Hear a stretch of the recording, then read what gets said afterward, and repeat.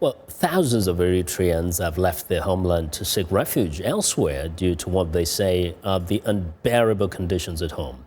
For more on why many would rather risk their lives to get out, I'm joined by viewer Salem Solomon, who is a native of Eritrea herself. Salem, welcome to Africa 54. Thanks for having me. Now, as regards the human rights reports, the reports of the violations of people's rights, the Eritrean authorities typically dismiss this as laughable reports.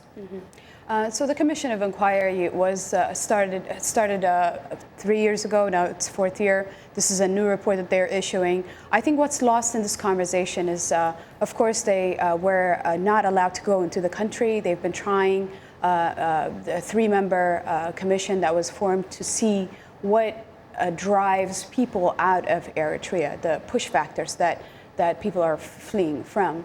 And they've been prevented from entering. So what they did was they went to Djibouti, they went to Ethiopia, they went to neighboring countries, including Europe, and talked to over 500 witnesses that gave them statements about horrible abuses, rape, victims. The last report was very scathing report, and the government has been very resistant and rejected it and called it politically motivated.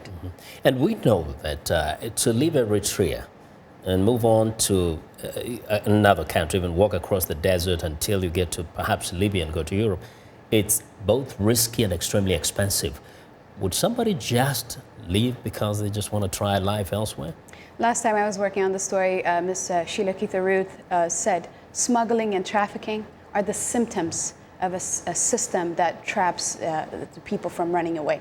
If there wasn't a system that prevents people from moving around, if there was a freedom of movement within the country, if someone had the right to leave when they want to, they wouldn't put their lives in the hands of a smuggler that might extort them of an exorbitant amount of money or put them in a difficult position because they see their desperation. So Eritrea, any Eritrean that leaves the country, unless they are granted an exit visa by the government, they cannot leave the country legally. Now, let's make this clear. The government says this is an okay country, everything is okay, but as a citizen of Eritrea, I can't just go and board a plane and get out of the country if I want to go to some other place. I mean, aside from getting an entrance visa to anywhere you want, you have to get an exit visa from your own country as well.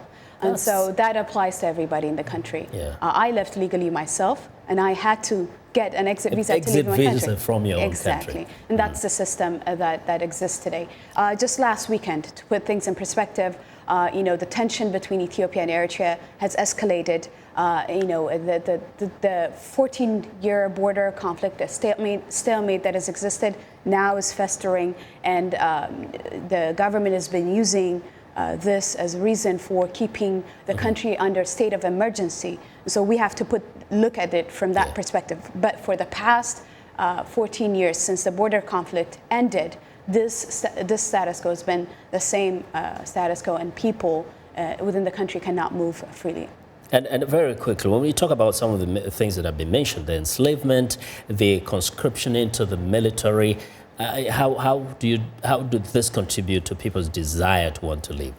So oftentimes when you talk to government officials, as you mentioned, their responses have been, this is laughable, this report is laughable. Challenges coming from human rights groups and other advocacy groups have been, okay, if this is not right, if the report is false, open your doors and show us what's happening within the country. That's a legitimate question that the government can answer, whether it's, they say, is politically motivated or not. Going back to what traps people. So if you're in the military or a military service or a civil service, if the country is governed in a way that your fate, your life is under the discretion of someone, a military officer, or even a minister who decides how and when you should go where, that puts the desperation level at a high level where people make decisions that are not good for their future sometimes. Exactly. They would rather risk their lives to try to get out. Thank you very much, Salem. Thanks for having me. For those insights. while Salem Solomon is a journalist at VOA and also a native of Eritrea.